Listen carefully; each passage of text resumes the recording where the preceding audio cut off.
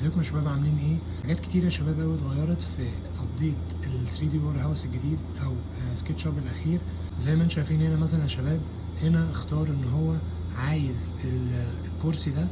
خد سكرين شوت من اي صورة من اي حاجة حواليه للكرسي ده مثلا، وابتدى ان هو عمل لها سكرين شوت وابتدى ان هو يقص الصورة على مقاس الموديل اللي هو عايزه بس.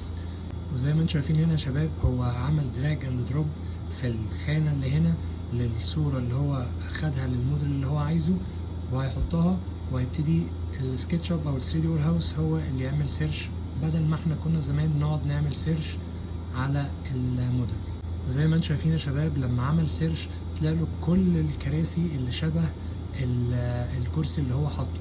ودخل عليه زي ما انتم شايفين يا شباب، ويبتدي يعمل له داونلود. انتم شايفين يا شباب، عمل له امبورت في برنامج السكتش اب، والموديل بقى معاه بنفس الفكرة او بنفس الشكل اللي هو